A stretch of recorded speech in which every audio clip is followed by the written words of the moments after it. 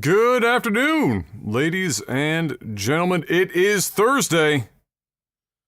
It is November the 2nd, 2023, a new month and a new Technical Alpha podcast. Glad you could join us today. For those who are here live, and for those currently stuck in rush hour traffic on Friday, get fucked. I was stuck in rush hour traffic this morning, so I feel like I'm allowed to be complaining a little bit, but it happens once in a while. Although more now than it ever has before. Halifax is the population got a lot bigger faster than our infrastructure could fucking keep up with it. And now it's just a 5-alarm fire in the morning. It was already kind of bad, but now it's just a meme. Got another great lineup for you today, of course, here on the show. But before we get started, the most important question of the week, Mr. Black, how was your week? It was a week. Played a lot of StarCraft. You did? Took the last couple days off, chill out. Something's going on with my in my pump for my my heat and air, AC. The board is shot on it, so I had somebody come out, and we have to order a new one of those. Was that related to what you had been investigating before, or is that new? Because you had told us a different thing. Oh, okay. It's different. But outside of that, it's just been another week, man. I'm very tired today. Like I'm fucking I can hear drained, it, bro. I'm kind of the same. Although I think between the two of us, I might be a little better if only because I at least got to lay on the couch for 45 minutes before the podcast. I got to lay down. Fuck, man. I had to run out to Home Depot and get like a space heater. Because my son's room is really cold at night, and his room is double exterior walls, right? Because he's kind of or no, is it only one? Is it double or one exterior? It's double, isn't it? It's corner. Double, yeah. So that'd be why. So anyway, it's just like a temporary thing until we get this part and whatnot. But outside of that, it's just been another week. No, can't really complain. There's nothing crazy happened. Just another week. That's it. Similar here. Got Cyberpunk 2077 is done and dusted. It was 100 hours and change in that bad boy. Wrapping up my trifecta of games that were longer than anything I've played in a long time. I mean, my God, about it was 150 for Baldur's Gate, 112 for Starfield, and 8 or 110 in Cyberpunk. But yeah, that's done. And good shit. Without spoiling anything, I will say they could not have left the ending more open for a sequel if they tried. That shit was like fucking open. So on one hand, I liked it. On the other hand, the ending that is, on the other hand, not satisfying. Because when you leave it wide open like that, you don't get a hell of a lot of closure on a lot of stuff. You get some, but you don't get as much as you do with a definitive ending. Kind of like, remember when Halo 2 came out and everyone was like, you're fucking joking. That's how you ended the game. It's like, I'm going to go finish the fight, and then there was literally no ending to Halo 2's campaign. Everyone was like, what the fuck? We had to wait for 3. It's kind of like that. That being said, really enjoyed the game. I'm going to be doing a review for it, but I just very, very good game. One of those games I kind of felt bad when it was over, because I enjoyed just tooling around in the world itself. And so, yeah, I can say with great confidence that mostly anyone that was interested in that before, when it was broken as fuck, or maybe they had it on the console or whatnot, you play it now, thumbs up! You're gonna have a good time. So, yeah, finished that, and after that was done, I needed to decompress my gamer brain, so I went back to just doing some NBA career or franchise shit. I could literally brain dead, just like watch basketball and occasionally make some trades and then complain about how my team is playing like dog water. That old bag. So I did that for a couple of days and then got other stuff lined up. This year's been so heavy for games that like you could just never stop.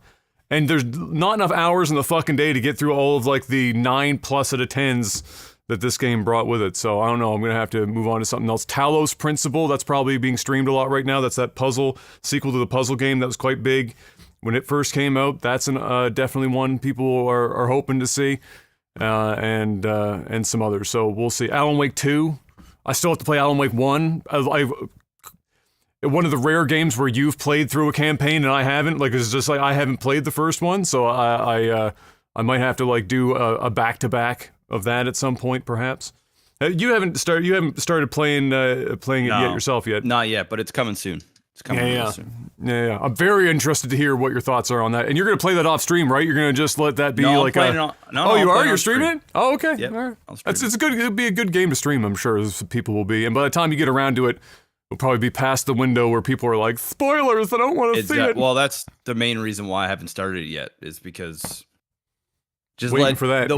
Because the ones that care, they're playing it. The ones that don't care, they're not playing it, right? So yeah. I'll just wait a week and a half after the game comes out. I'm sure the game isn't going to be super long, so we'll see. Wonderful. But yeah, that was about it. And then endured looking outside and seeing snow for the first time in the year, even though it wasn't very much. Yeah. I still had to brush my car off this morning, so that wasn't, the road was clear. I opened my front door, because I got out of bed at 6 o'clock. Marcel's alarm goes off, and she's getting ready for work, and I was like, fuck, it's that time of year where I can't sleep, or I can't, fade in and out for an extra 15 minutes or something like that. I have to, actually get up and get because it's cold, so the car has to be warmed up, or there's snow outside or some shit. We've hit that time of year, so I was like, fuck, it's the first day of the year. I got up and I got myself all put together, and I opened the front door, and the first thing I see is that the road had no snow on it. I went, oh my God, am I getting lucky right now? Is it happening? Am I getting lucky? And my car is, how my driveway is long enough, goes up past the side of the house. My car was reversed past, so I couldn't see it when I looked around the corner. But my driveway was clear, and I was like, am I getting off the hook today? Because I did not want to have to do fucking anything this morning. I got out to the end of the walkway, and I saw the car, and it had fucking 5 inches of fucking snow from the hood straight up over nothing else, but just enough to be an asshole where I had to actually get the brush out, turn the car on, heat the fucker up, scrape the windshield, the whole 9 yards. Nothing else had snow on it. I was like, you son of a bitch. Should have parked further down the driveway. But otherwise, that was it. It's a pretty good week. So let's talk about some video game news, Mr. Black. Do it. Not a lot. Actually, this week, a bit of a slow week, and for movies and TV, literally nothing. So unless you come up with something, there ain't nothing going on there. Nada. But this week, Microsoft announced that unauthorized controllers will cease to function as of November 12th. So just less than 2 weeks from now, 10 days. In an effort that appears to be to target hardware-based cheating amongst some other security issues. So there are a whole host of unauthorized controllers. I mean, this has been a thing forever. I mean, you could get knockoff controllers for way cheaper and whatnot. You pick them up, they feel like they're going to break in your fucking hand, but you don't want to spend $90,000 on a first-party controller. You did it. Back in the day, I had a Mad Catz one. That was, I don't know if that was friggin' licensed, but it was the little tiny one. Why I bought it from my hands, I don't know, but I had it. We got the Afterglow ones. Oh my God. 10 of those. That was, I want to be the Boshi, they were the sacrifices to the Boshi I've got a graveyard of them in the closet. They're just broken all You know what you should do with that? This just came to mind. You know what you should do with all those broken fucking controllers? You should either leave it to Kayla because she's the artistic one, but from this perspective, but get it a shadow box and epoxy the graveyard and have I want to be the Boshi at the top or whatever the fuck. Have that and hang it on the wall as a trophy. That's a good idea. That's a good idea. That looked pretty good.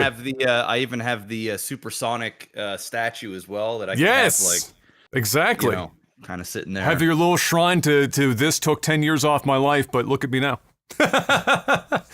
But yeah, so anyway, the controllers like that. Anyway, they're kind of, this is a shotgun approach where they're not targeting. They're just saying, fuck it. If it's not authorized, let's just make it easier on ourselves. Canvas it. The problem with that, of course, is when you canvas anything, you're going to get some collateral damage. And a lot of people were had some concerns as to what this would mean for various devices that weren't authorized but were still serving, a purpose. Some of them were even like accessibility controllers that weren't necessarily directly authorized, but they were still functional for Xbox for people that need accessibility features, special accessibility features. So there were clarifications throughout the week. The good news is that the accessibility stuff, Microsoft is trying to make sure that none of that is touched. So all of that will be fine. So nobody that's using accessibility type controllers will, especially Microsoft's own, obviously, will not be affected by this. And then also there were some concerns about, oh God.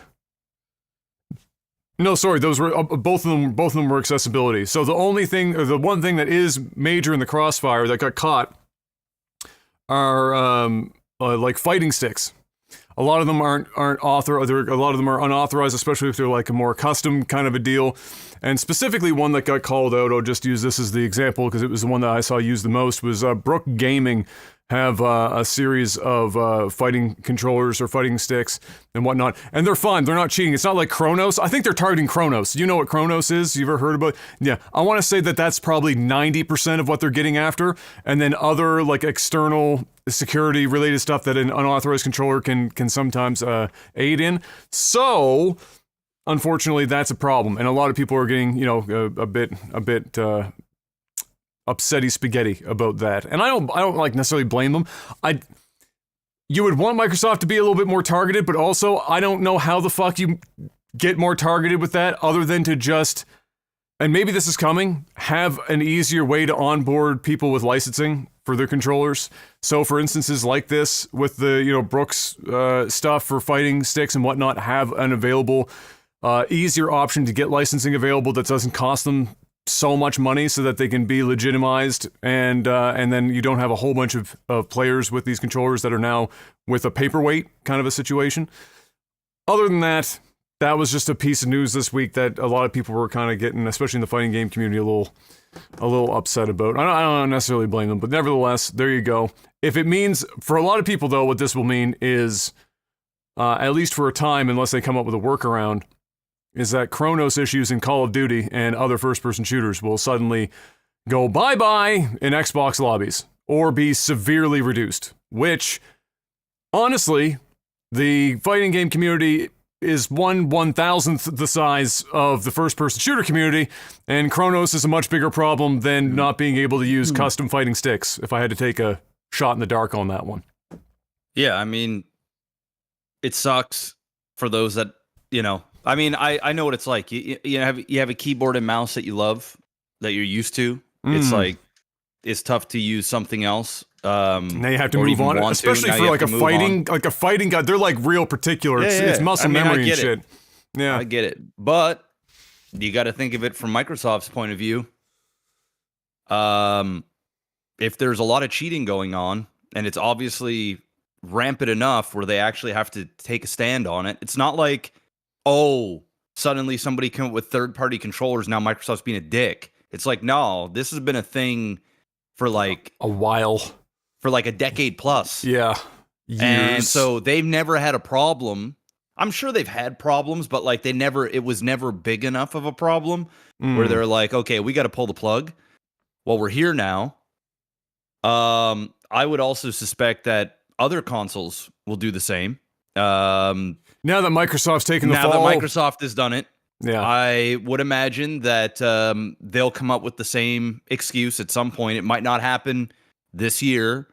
Might even take another year, but I think you're going to hear an announcement coming out of Sony. You might hear an announcement coming out, Nintendo, it's a bit harder to, it's not really Does Nintendo even have off-brand shit for the Switch that works?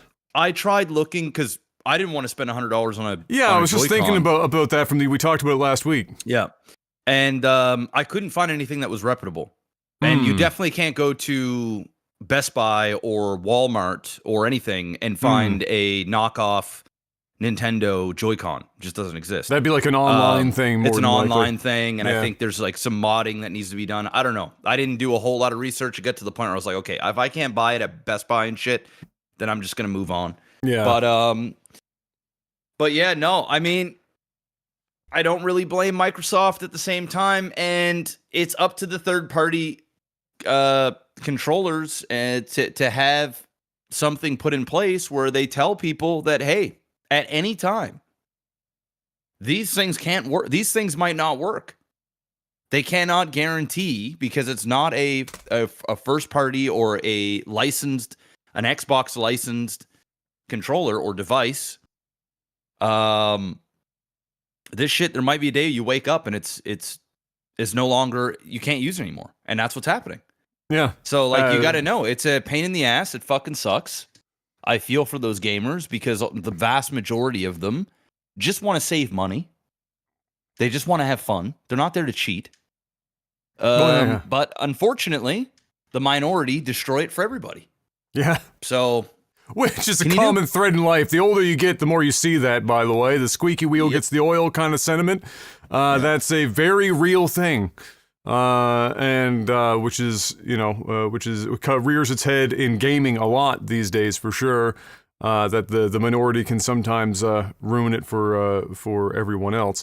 But yeah, in this instance, I don't blame them. I would be shocked if we didn't see Microsoft come out and say that they are revising or making simpler or reaching out to specific affected, known, currently off-brand suppliers of certain types of controllers, and saying that we are going to work with these guys to get them onboarded in some way, to license their stuff to some degree so that they can, people that have it at home theoretically should be okay. Like that, I could see that happening if again, enough of a stink is kicked up about it, and maybe it will, maybe there won't. But either way, that's the current state of it now. We'll have to wait and see what else comes of it. Bungie. We're back on the train of talking about layoffs in the gaming industry and the tech industry as a whole. Bungie is the latest victim of that, and to the tune of somewhere around, there's estimates right now of around 100, but it's some are saying, or the source saying, could be a little bit more, not dramatic. 100 seems to be the pretty accurate number for this. About 100 people of all shapes and sizes in the dev team for Bungie being laid off this week, right towards the end of the month too, which meant that except for healthcare, I think they said that extended a bit, but for all other benefits that were under them, because it's at the end of the month, they get 1 day of coverage, and then it's and then they have no more coverage after this layoff. So they kind of got hung out. At least the healthcare is there. If they didn't have the healthcare part for more than a day, that would be fucking tragic, but they at least have that much. Nevertheless, this comes on the back of them talking about a delay for both the next expansion for Destiny 2, which is the final shape, and also the upcoming Marathon Reboot, which also got delayed. The release window for that has gotten pushed back, and that's where apparently a lot of the more senior staff in general got pushed a while back now, was onto the Marathon project, and left a smaller team to help to finalize Destiny 2's content before everyone probably went full bore into Marathon. And unfortunately for Destiny's last expansion, and correct me if this doesn't sound a little bit familiar to what we talked about this week, but these layoffs are coming after Bungie missed its revenue targets for the last expansion by 45%. That's not missing a target. You weren't even aiming in the right direction. If you off your target by 45%, I'd be firing the person that set the target, not the people that were fucking working on the game. I mean, call me crazy. But if your job is to sit down and go to the fucking board, you're on the board and you go to the shareholder meeting and you're laying out your fiscal year, projections for what's going to happen, and you're out by 45%, God damn. It's a lot of dollars that you're not accounting for. So, of course, as usual, a bunch of other people get punished for that. So 100 people are laid off to trim the fat. I mean, I think we're a little bit too quick to place judgment. This was actually just what they announced. Well, I get it. In terms of the reasoning, this is what the reasoning was. Oh, I get it. Was that specifically? Yeah. But guys, it's the economy. Everybody is firing people, laying people off. Everybody. everybody. And to say to you know at 45% off, but why did that happen? People don't have money, man. It's hard times out there, man. People are getting fucking rinsed, bro. Keep talking. I'm just taking my sweater off. Yeah, we're getting like people are getting rinsed out there. So it's easy to it's easy to point and say, oh, okay, well, we didn't do X, so we have to fire 100 people. It's like, okay, to a degree, but if these companies weren't paying so much damn money and interest, and where the economy is, I'm sure these 100 people probably wouldn't be fired, or be a lot less than 100 people. The economy's fucked. And to be honest, in order for the economy to get even better, a lot more people need to get laid off. Not just this company, many companies, like thousands of people, need to get laid off. Because there's the inflation's got to cool the fuck down, and that's why these companies are doing this. I'm not here to cheer about 100 people getting laid off. That's not what I'm saying at all. But from an economic standpoint, and I just watched the whole U.S. Tech sector. Yes. And the minister, or whatever they call them there in the States, the finance main dude, right, from Fed, he's like, bro, there's still too many people that are making money. There's more people need to get laid off. Like or things are slowing down, but they're not slowing down the way that they want them to. And that's why these interest rates are continuing to stay where they are or going up. Fortunately, they didn't go up again. And because they're squeezing these tech companies, and it's not just tech companies; they're squeezing everybody. They don't want them to borrow anymore, or to slow it down immensely. And because of that, the money's got to go somewhere. It's got to flow somewhere. So unfortunately, these people get laid off. I'm sure that it does have to do with the 45%. But you got to ask yourself, why are we off by 45%? It can't just be, oh, it's a bad miss.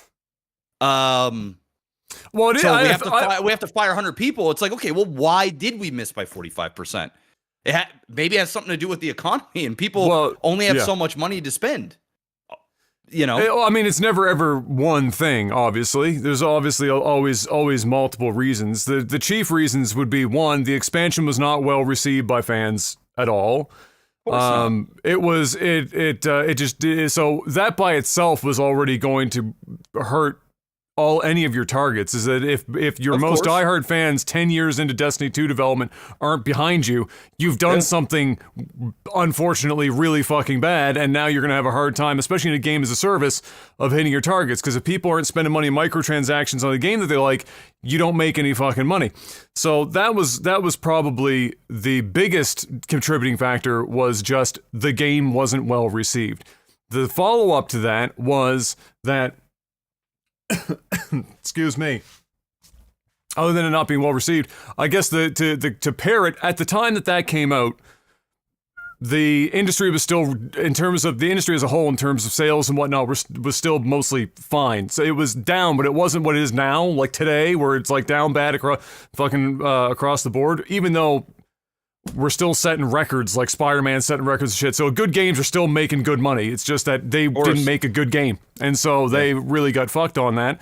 And so maybe not necessarily just that the economy by itself, but if people have less money than they did, let's say in 2020, then they're being more discerning with they do spend. They gotta and pick so and choose, right? They look at Destiny's last expansion and go, do I really need to buy this much out of the fucking store?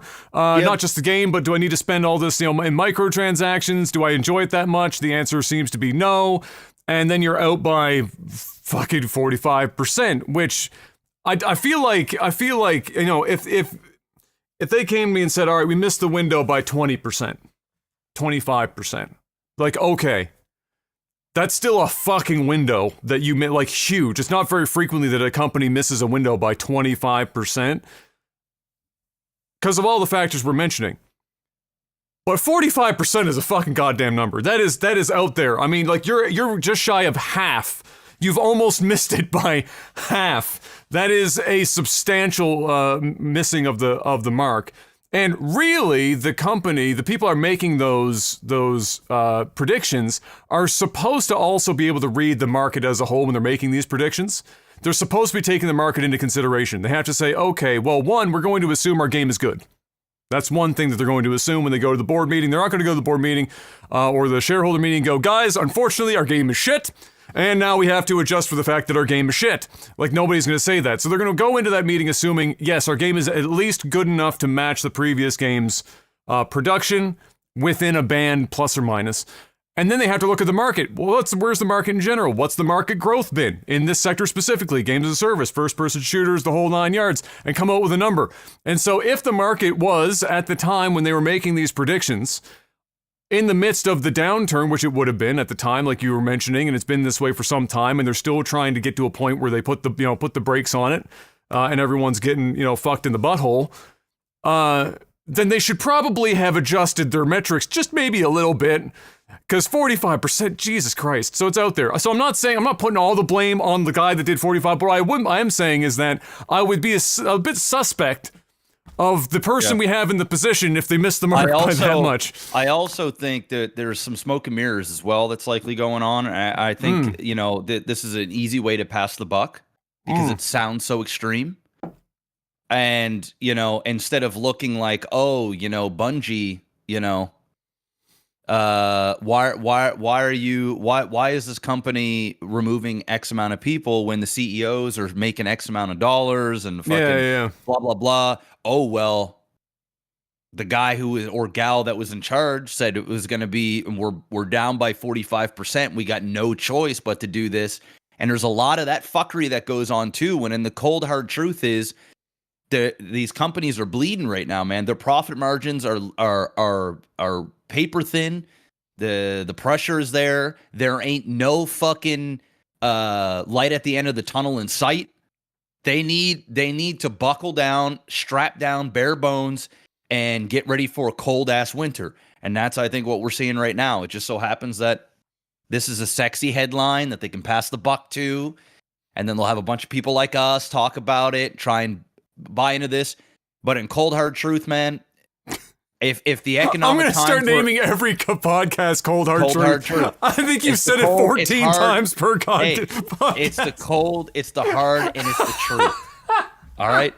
If the economy was booming, if interest rates were small, well, everyone's easy when it's of course. Ain't nobody getting fired, bro. They be hiring. It'd be like everybody's just fucking burning money like they were for a long time. Now they're realizing, oh shit, we can't burn money anymore. Well, that's especially the problem if they're light at the end of the tunnel, is they're hoping for what they just had 4 fucking years ago. And like that would be a real friggin' misjudgment, because that ain't coming back around for a while. You ain't seeing that for a long fucking time. You know what that is? That's the cold hard truth. Fuck! It's true though.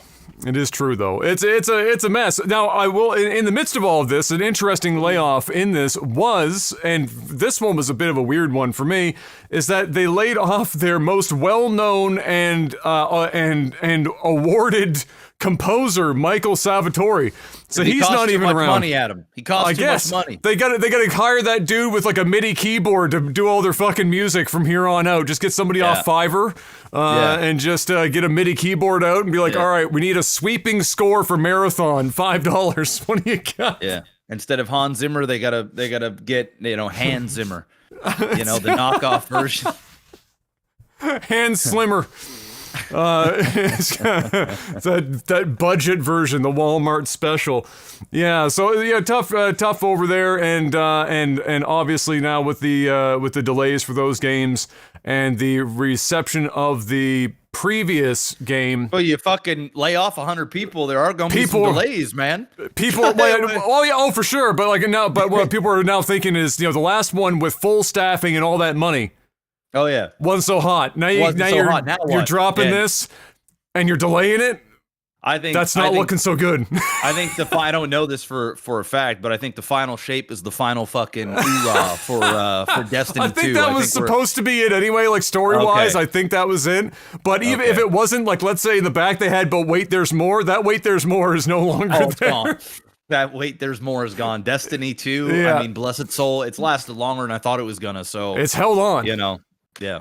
Yeah, they did. The Marathon's the next one. That's probably going to be. I wouldn't be surprised if that was some form of game as a service as well when it comes around. So that will be their next meme. The last note about this is that it is unfortunate because Sony just bought Bungie not a really long time ago, right? And so when that happens, many of the employees that are in this layoff group had unvested shares that would have only come around into their possession upon being with the newly acquired company for X amount of time. And unfortunately, that time hasn't come up, and now they're laid off, which means the compensation package that they received during the buyout goes bye-bye, and all of those shares get reverted back to Bungie, which I guess is probably convenient for them. Now, like I said in the notes, how many. I don't even think I put this in notes, but like, how many shares for 100 employees would depend on the level of employee, I suppose. But it's not like they're raking in 30% of the shares out on compensation. But nevertheless, for those employees, that's fucking unfortunate because that's a lot of compensation for a lot of people is when you don't get your vested shares in the bag. So I don't know unless there's some sort of clause or something that's in there. I don't know. Yeah. And we'll have to wait and see how that unfolds. I'm sure we're going to find out more information. A lot of people were actually blaming Sony.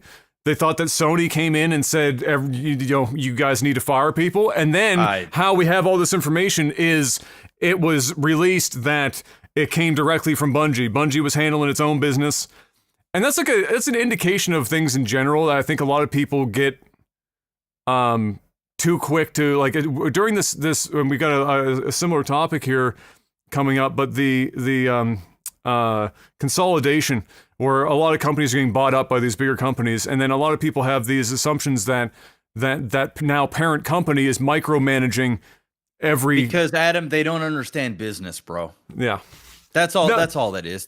All they see is big company spending big money. Yeah. And they just want to fire people so that the rich get richer. Yeah. And there is truth to that to a degree. Buyouts usually do come with layoffs. Like that almost always happens. Yes. But there's a reason why. If you're going to sell your company, there's obviously issues. Yes. If the company is thriving, it's this big thing. You ain't selling the company. You ain't selling it. No. So it's like when I go buy a rental property. I'm not buying the rental property and then I'm not buying turnkey properties that already come with property management and stuff. Yeah, you might make money, but like the profit, the risk to reward ratio just isn't there. Just the sweat equity is gone. You got to buy something and then rehab it, fix it. You got to keep the bones, you got to keep the infrastructure, you got to keep the zoning, you got to keep the baby, but then you got to go in there and put your touch on it so that it can start making money again. Yeah. But people don't understand it.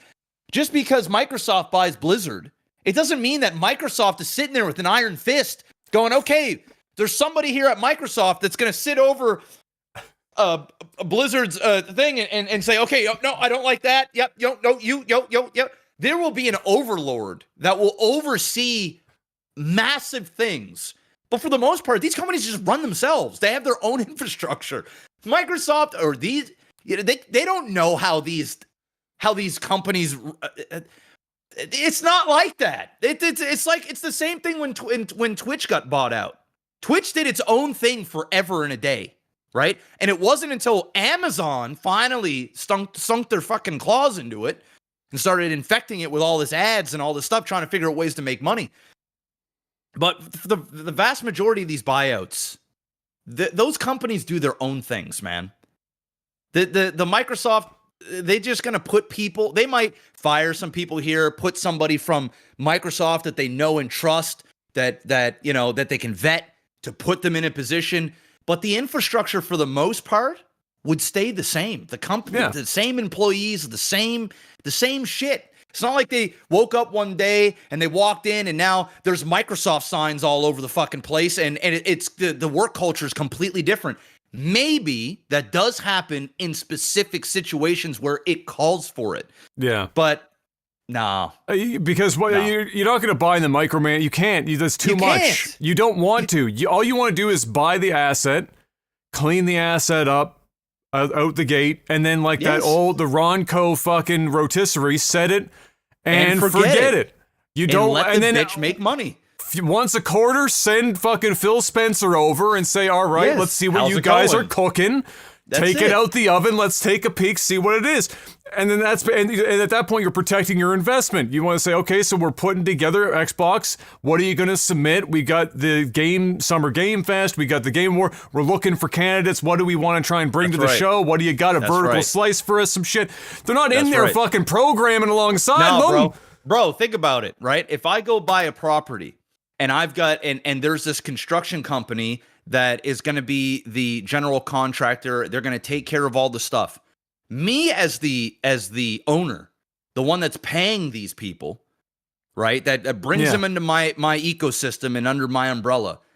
As the owner, I might show up down there once a month, once every whatever, just to see that shit's getting done. Yeah. And see if there's anything alarming, ask for some updates, because I'm spending money. I've spent money for this service, whatnot. But the GC is the GC for a reason. I'm not going to go down there and tell him how to do his job. I might be able to, I could. But at that point, why am I hiring him for? Why am I, exactly. Exactly. So you have to have trust in the people that you have put in place. Yeah. And you just want to oversee it and let them do what they do best. They do it better than you. There's a reason why you spent $500 gazillion on Blizzard, because they do it good. You don't go in there and fuck around and find out. Fuck that, bro. Well, that was that video that I did. That was like the rant from my stream. I cut it together. I kind of YouTubeified it and put it up. That for my channel blew up. I think we're at 15,000 views or some shit now. It kind of it started slow. YouTube was testing it in the market, so I started noticing it because it went up 500 views in 3 hours.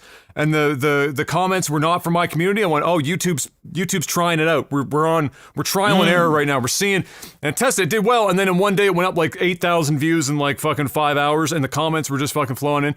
And so in the midst of that, there were of course people talking about how they thought that the reason why Starfield wasn't incredible is because Microsoft bought out ZeniMax, the parent company for Bethesda, and Microsoft only puts out quantity and not quality. And other than the fact that this game was already deep into production long before Microsoft bought them, in fact, it was part of the reason why they bought them in the first place. Correct. Which I go over in the video. They were limping after Fallout 76, and if you remember correctly, they went in and alongside Fallout 76, they had an announcement for Starfield at that time. It was the first announcement. Fallout 76 fell apart. Todd's looking for a way to fucking sell this company. They need to be worth more money. He needs to be sweeten this bitch up. And then that's what happened. Now here we are. But the game was already deep into fucking development. Of course. And then on top of that, I think I put this in the response to this comment, but I said, listen, okay, sure, but here's the thing. That game was supposed to come out a year earlier. Correct. Whose decision do you think it was? Are you going to say that, are you only ever going to put all the bad on Microsoft and the good on Bethesda? So was it Bethesda's decision to hold the game back for a year after Microsoft just spent $7 billion on the investment? Or do you think maybe after Microsoft spent $7 billion on this bitch, that they decided to put this back in the oven because Phil did show up on the campus and said, hey, Todd, whoa, what do you got here? And Todd said, here's a video. And Phil went, don't think so, Todd. Put that back in the oven. Exactly. Quite literally. I'm almost positive that's what happened. But either way, blaming Microsoft for a game that was basically already done. It's kind of like Redfall was the same thing. Redfall was basically done. They're scapegoating. It's Microsoft. They don't want to admit that midfield didn't pan out. And their favorite dead. They're dead. Their favorite little company, the Bethesda, that comes out with their favorite RPGs. And hey, all the power to you. Yeah. But now they're looking for an excuse, man. They're looking for somebody to blame because it's so bad or it's so mid that even the hardcore fans, they can admit this game ain't what it was, and they need somebody to blame because they want to believe so bad that Bethesda couldn't do this. It can't be Bethesda's fault. They'd never do that to you. The cold hard truth, Adam. It is their fault. They made that game, and guess what? It ain't no different than the shit they've been putting out for the last decade. Exactly, yeah. Big shocker. Woo! Oh no. But yeah, I do. Anyway. But people have been putting too much blame. Like, are there decisions that are made after a company buys it? Of course, because they're protecting their investment to the best of their ability. But the thought that they go in and say, okay, you absolutely need to release this game, right now, whatever. Does that happen? I'm sure it does, but not very frequently because again, they got to make this money back. Of course. You don't want to lose money. Like the only time you're going to see somebody rush something out is one, they're stupid. They're just making bad business decisions. And two, because they're making bad business decisions because their position is on the line because they are trying to hit a target and the fiscal year end comes up and they're looking at the clock going, if we delay this, it's going to land in the new fiscal year, which means I can't put that on the financial report, which means I'm going to see a fucking big red fucking line. And I can't have that, so post the game. Big time. Big time. Oh, and interest rates aren't 2%, 3% anymore. Exactly. You think these companies are paying for this shit in cash? No. No, hell no. No, unless they're private. In which case, unless they a lot of it on the smaller end, but very small. But we're talking multi-billion-dollar buyouts. This ain't cash. No. They paying interest on this shit. Oh, of course. The longer they delay, the more money gets burned. Every single month, they have bills in the tens of millions of dollars in interest. They can't fuck around, bro. So these companies, they want this shit out. But if it ain't ready, that's why somebody like Phil is in the position that he's in. Yeah. It's why Kevin Feige is in the position that he's in over at Marvel. Is because you need somebody that can go there and oversee and say, nah, reshoots. Nah, no, this ain't it. This ain't it. And the thing is, these guys have been in this industry forever. Their whole fucking careers. They know. These guys ain't stupid people, bro. They're not the 70-year-old white dude sitting in the back of a corporate chair who knows nothing about video games. These guys are the pulse. They have been there in every type of part of that roller coaster. And it don't take a genius for somebody like him to walk in there and see a game and go, guys, this is supposed to be the biggest game in the last decade. This ain't it. This ain't it. And if that means we got to drag this bitch out for another year and a half, 2 years, we do what we have to do. Because the short-term L is going to be infinitely, it won't be as bad as the long-term fallout of what's going to happen if you completely destroy this franchise and you fuck everything up. And we've got everything riding on the back of this bitch. There ain't no way we can play these games. No. So, that's the reason why these guys are in the position that are in, because they make calls. Sometimes they make the wrong calls. Well, of course. But then you've got people like Phil that can face the fire. He goes out there and he says, guys, I got this one wrong. I fucked up. There ain't no passing the buck. He takes it on the chin. That's what I like about Phil is that you might not agree with everything that he's, been the head of as far as a decision is concerned. But there's nobody I'm aware of in the industry at the position level that he is that goes out and just takes it on the chin every fucking time. He takes the praise, but then he goes out if shit's wrong. He's the first person that you see talk about anything. He's on small podcasts, giving fucking interviews. He's everywhere immediately, talking as openly as he can, because obviously he can't fucking say absolutely everything. Because you can fuck a lot fuck of your shit up even hard, especially when he, when this whole thing with Activision Blizzard was going on, he was still giving interviews. He was taking all these hard questions. He's doing the dance chance to not fuck this whole thing up. And you don't see people, like, he's the only one doing that shit. Dude, Jim Ryan, before he left, I've memed on him before. You know, as good or bad as he may have been for the company, whatever you want to look at it, he was not Phil. He was not on the ground. He'd come, the thing I always make fun of, he'd come down from his fucking like high horse or his fucking golden throne once every year, either when it was really good or fucking catastrophically bad, and at no other point, and it was always just corporate speak. It was never him just chilling.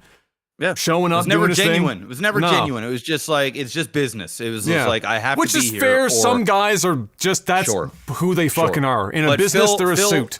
Phil is just like Kevin Feige, man. He'll go out there and he'll face the rain. People ask him tough questions. And sometimes the news ain't good and he's not happy about it, but it is what it is, man.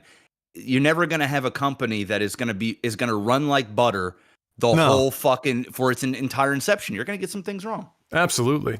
Speaking of PlayStation, the former PlayStation head, Sean Layden, who I was a much bigger fan of than Jim Ryan, talked about the consolidation of the industry happening and says he's not a fan of it for much the same reasons as many other people like us are. For instance, the main thing that he pointed out is and this is not like an uncommon opinion, is the idea of smaller companies being bought up and being taken off of more creative projects to be put onto some big cog in a bigger wheel to make some generic shit and pump out what's supposed to be this big AAA amazing game, and that ends up being a fucking flop. And then you don't get the creativity from the smaller studio because you've eaten them up and put them onto these big projects. And so he said, it's killing creativity in a lot of instances, and that's a big problem. And he also talked a little bit about how he's not a fan of how the industry as a whole, not pointing out anyone in particular, but as the industry as a whole, how bad the industry has been for preserving its games, its catalog of games, where games are just disappearing. We talked about this many months ago now on the podcast, where it was like 80% of all games that have ever been made have just gone to the fucking, like, mists, right? Like, Mr. Black's got a bunch behind him, but, like, we've lost the vast majority of the game's just gone. And he was like, man, we've got to do better than that. I mean, like, look at the film industry, look at the music industry. We got fucking catalogs, masters and shit kept forever.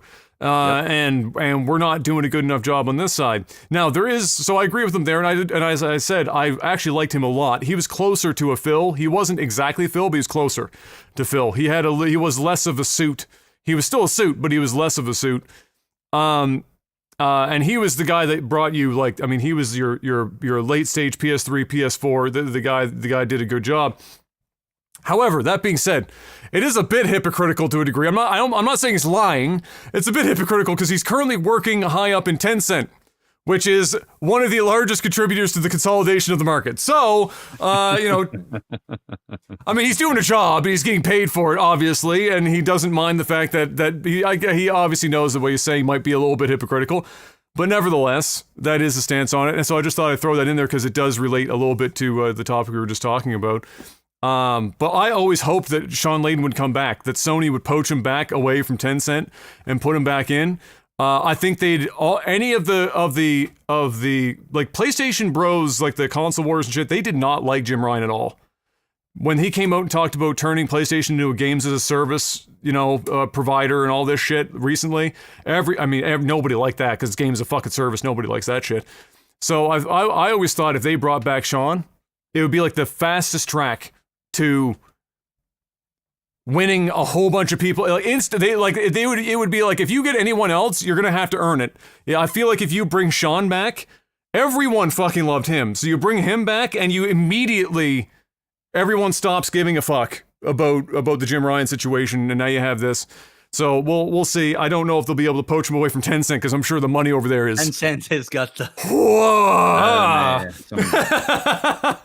Even though their stock has been fucking getting absolutely reamed for like the last 2 years, but I'm sure his paycheck is still fine. Oh yeah, he'll be fine. He'll be all right. Tencent owns everything. Old Cliffy B, the original I Curse on Stage and the creator of Gears of War, says that he wants to consult on or head up a God of War-esque reboot of the Gears of War franchise, as he thinks that it has a lot of potential and that it's time. Honestly, as much as I like to meme on Cliffy B, I don't disagree with them. This is in an age of remakes and remasters and everything else. I feel like Gears of War probably is at its time. It's not getting any more sequels.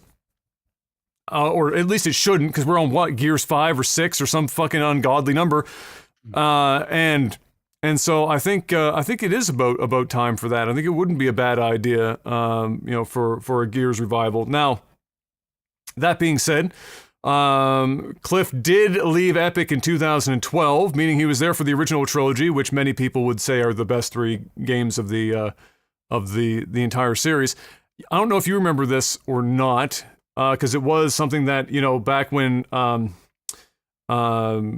was the Battle Royale shit was like really, really big at the time on Twitch, like even bigger than, or like proportionately bigger than now.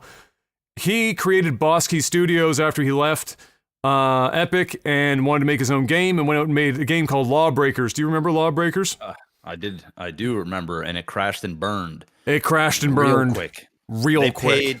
I remember I'd gotten a sponsorship offer from them for a ridiculous amount of money. They were paying streamers insane amount of money. Oh yeah. And that game died very quick. Fast. Death. It was dead on arrival. Because it was an arena shooter, right? It wasn't. It was an arena shooter trying to come out at the absolute peak. Yeah, bro.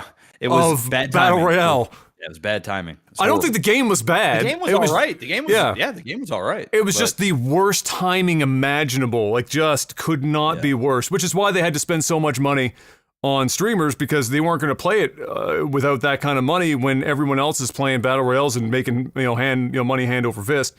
Yep. So anyway, I don't think that he's. I just bring that up because I'm thinking, depending on who is doing the hiring and how much they know of that situation, they might look at his last work and go,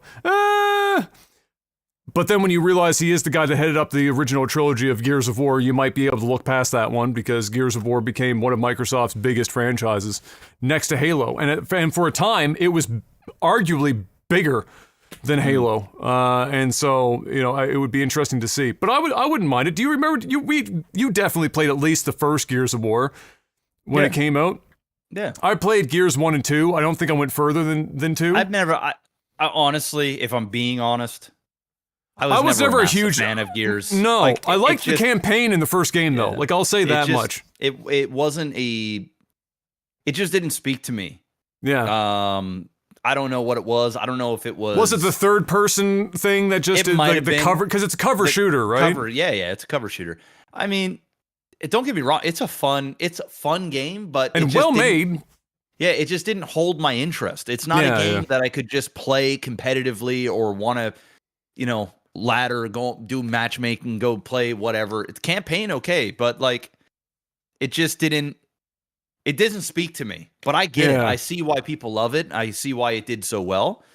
And, they might be doing this because we're going to get like a Gears of War show. You could, that's true. So maybe they're just planning to ramp up, and if the show does really well, then, perhaps this will be their in, because it's going to be, you're going to want to do it in a bunch, right? You're going to want to be able to share marketing. Exactly, right? So if it's going to introduce people to the franchise that aren't typically in gaming, maybe. And I also think that's the reason why Spider-Man does so well, is because, Spider-Man always has done well, but Spider-Man is just red hot all the fucking time. Yeah, Spider-Man is everywhere. My son just wears Spider-Man shit every fucking day. And he's never seen a live action Spider-Man movie in his life. He'd be scared shitless. But he'll watch the animated shows. He loves the stuff, the movies. I mean, maybe they can start tapping into some of this. If it hits Netflix and it's going to a broad audience, this might be the play. And it's been long enough. I think so. Years where it's like, okay, I think so. Start fresh. Like, when was last Gears of War game released? It's got to be 8 years? No. Gears 5 was 2019. Oh, that's right. Gears 5 came out. Yeah. I forgot about Gears 5. Yeah. And they've still been making other games like Gears Tactics and stuff. All the Gears stuff has always been good. I just feel like it's... I thought Gears 4 was the last one. I didn't even know there was a Gears 5. Yeah, it was 5. 5 took some time. Five took a while to come around. Yeah, 2016 since Gears 4 in 2019. Okay, well, I mean, hey. Apparently they are doing Gears 6. Okay. Apparently. Now, we don't know this for certain, but it is assumed 24-25. Okay. Well, we'll see. Would I want Gears 6 or would I want them to go back and reboot? I don't know. I think I'd rather reboot and I think to not just remake the first game, but start over. Gears of War and make a new game, some new characters. And I'm sure I'm sure Cliffy probably has stuff that back then when they made Gears 1, 2, and 3, things that they would have liked to have done game-wise that they couldn't at the time, technological holdbacks, things of that nature.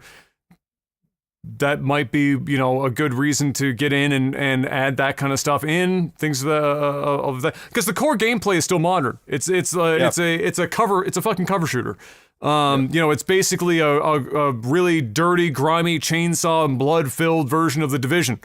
On a smaller scale. It's not a PvP or type environment or a large based PvE. And shit, maybe that's it. The Division, but Gears of War. We'll see. Good luck. But either way, good luck to Cliff on that one. I don't know if he's going to win that one, but all the best. Sega lists in their integrated report for 23, this is kind of like their plan, their upcoming plans or whatever, this is like their financial gig, that they said that they planned their super game, that's what they're calling it, they have no actual working title, but they're so the one that they're putting, what that means is, the game we're putting all of our money into, their super game, their big one, is aiming for a 2026 release, and that they are planning a number of old IP revivals to be stopgaps in between now and then. I'm sure they'll have other new IP stuff as well, but this seems to be the general roadmap for them. This coincides with what we've heard out of them in the past, where they had like the whole shtick where they were going to start reviving old IPs they had, because Sega does have a lot of great IPs that have just not been touched in a really long time. But we'll have to wait and see. The thing is, it sounds like it's just spinning up now. We first heard about that like 1-2 years ago, and it just seems like it's only just spinning up now, so we're not going to see too much out of it. I'm very interested in what this big fucking project is. It sounds like an MMO, but does Sega really need to do an MMO right now? I don't know if that's necessarily a good idea, but we'll have to wait and see what it fucking means, whatever super game is. I don't think anybody needs to do any MMOs. No, neither do I. I think the MMO days are dwindling fast. They're dwindling. Yeah. Yeah. I would be interested in what their revival games will be. If I don't get a Jet Set fucking Radio Future remake or a remaster, I'm going to be very upsetty spaghetti. I can tell you that much. I'm going to be. It's like the top 3 for decades now for what people want to have them do. But we'll have to wait and see what that is, because they're being very vague in this writing. I don't even know, as an investor with Sega, I wouldn't even know what to think about this. I'd read this and I'd be like, okay, so you plan on doing some stuff and things. Thanks. Good luck. No specificity, like, whatsoever. We got a big game, our super game in 26, and we're going to revive some sort of old IPs between now and then. All right, thanks. Appreciate it. Thank you very much. Waiting for my dividends to come in the mail. And that's it. Actually, that's the last one, because we did the last little piece before that. So, Mr. Black, it's time to tell everyone at home about our fine sponsor and Patreon. Patreon.com/LagTV. Head on over there. Throw some money at the screen if you want to support us directly. If you don't want to do that, that's okay. But you should go get NordVPN. Should do that. NORDVPN.com/OTT. Use the promo code OTT. Save massive amounts of cash. Plus 4 extra months on top. That's just the thing now. So that makes, when you add that extra 4 months on top of that 2 years, you're less than half the price of a grande cinnamon dolce latte at Starbucks. You're less than half. Trust me, I know they're not cheap. I do buy one about once every 2 months because I hate going to Starbucks because it costs so much money. But it is delicious. I'm not going to lie. It is very delicious. They do have delicious drinks. And if you do plan to go to Starbucks and you don't want people to know that you are going on their website and getting yourself some gift cards, well, you can have anonymity using NordVPN. Nobody needs to know. Mask your IP to a different region, place. Shit, you could probably be from another planet if you try hard enough. With NordVPN, digitally, of course. Can't transport anywhere.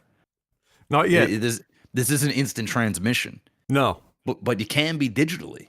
Yes. So, for example, say you're chilling here in Canada and you go on YouTube and you're like, oh, there's a new music video out. You click on that. And it's like, this ain't, and it makes that noise too. This video is not available for your region.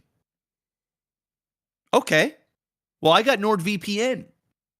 So all you need to do, at the click of a button, you mask your IP from Canada to the States or Canada to the UK or Canada. You just keep going until eventually there'll be a region out there.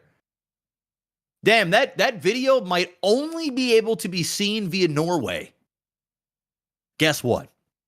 You can mask your IP using NordVPN to Norway so you can unlock that content and watch it and basically trick the internet to think that you are really Norwegian?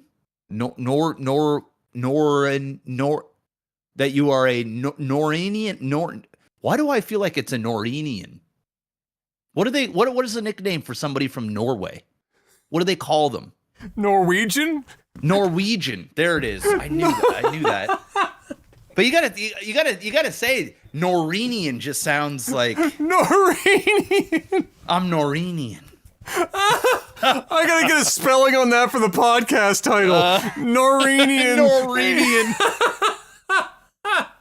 So basically, guys, you can use it anywhere at any time if you're traveling. And like when I go to the States and I'm chilling over there, say I'm watching a show on Netflix from Canada and it's not available on the US Netflix, I can mask my IP. Guys, you can stay safe, anonymous on the internet. You know, you can use up to 6 simultaneous devices, big discounts, 30-day money-back guarantee. If you don't like that for whatever reason, you don't like the service, get your money back within 30 days. Plus, if you get yourself that 2-year subscription, go ahead, take a screenshot of that, send it over to lifesaglitchtv@gmail.com with a StarCraft game or replay of your choice, and we will cast it guaranteed. So now it's just, now you're just getting all kinds of extra.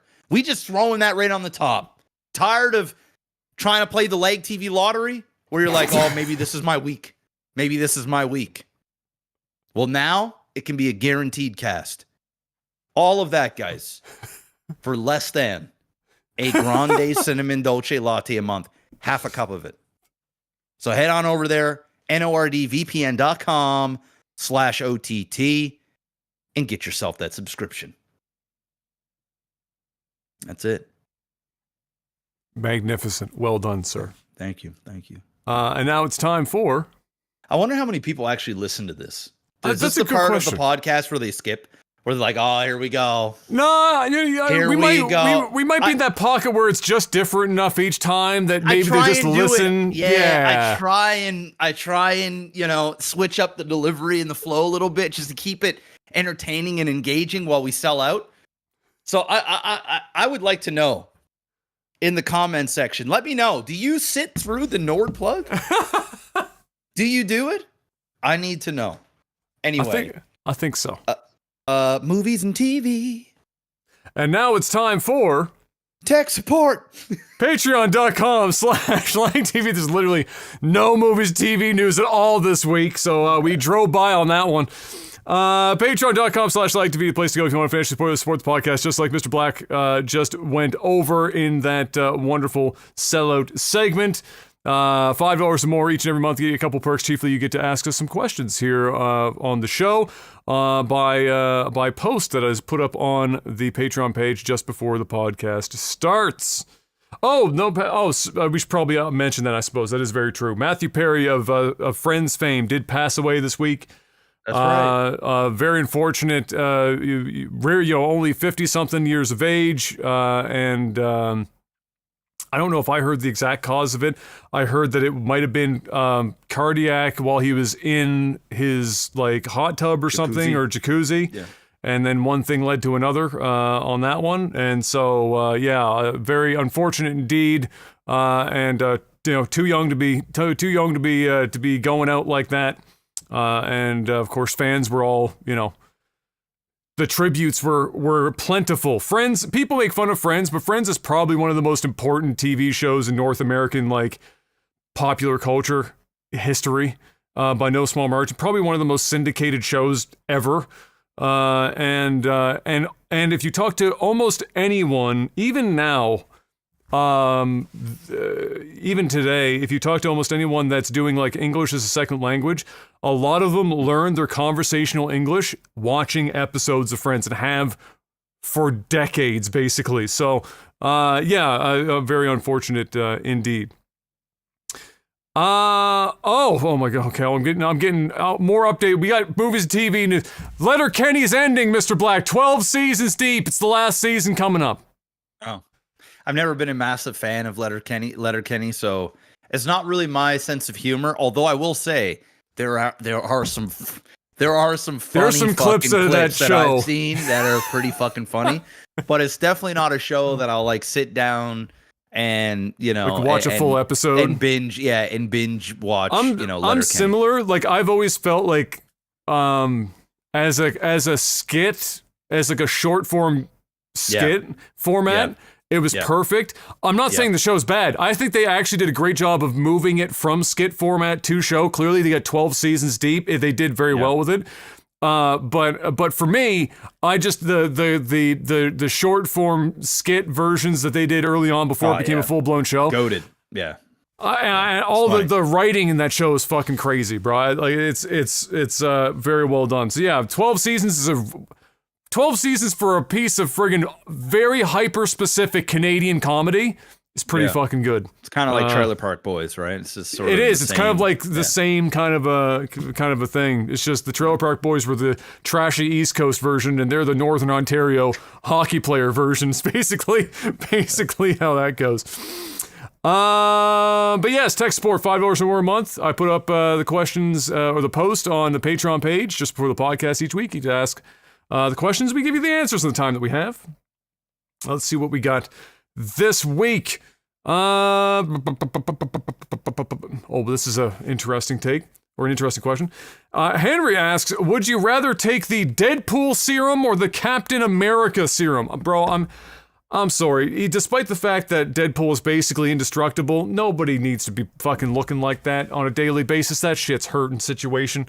Physically and otherwise. And if you're going to tell me I'm going to look and be able to age as slowly as Captain America, I'm going with the fucking Captain America. Let's be honest here. It's fucking Captain America. 100%. Is it cool that if you cut off Deadpool's arm, he's just going to grow another one? Yeah, that's cool. But it still hurts like a motherfucker, and you look like you're a burn victim 24 hours a day. You don't want to have that shit. It's just that's too much. You got to be masked up all the time. Having relationships basically impossible. That's, not my first. If between that and the Cap, I mean, come on. Captain America? You gonna tell me I'm gonna look like Chris Evans? Deal. Well, I mean, you could be look like the Falcon, right? Because he's now the new Captain America. That's also true. Yes, it's also true. You make some good points. But I think I would prefer the power set of Deadpool.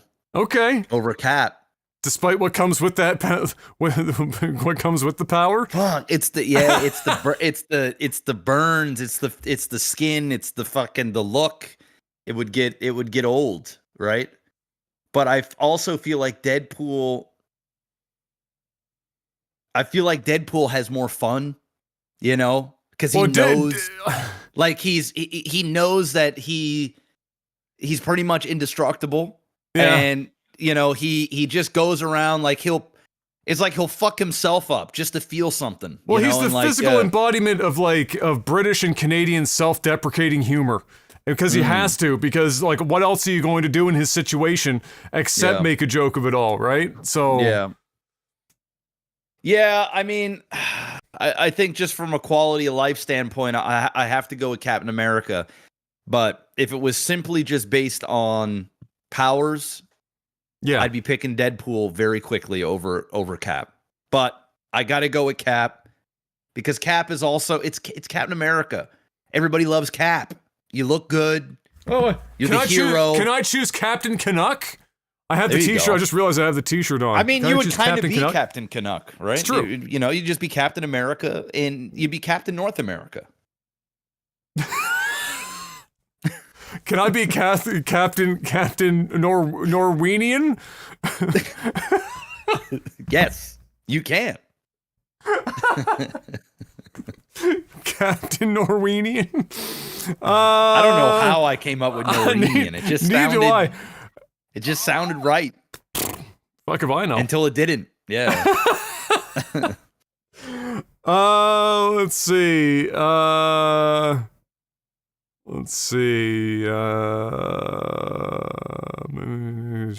Oh, did we talk about this last week? There was like the new Stormgate stuff. Winter did a big video on his take. Did we talk about it since then? Since that happened? I don't think so. I think I wait. No, we did.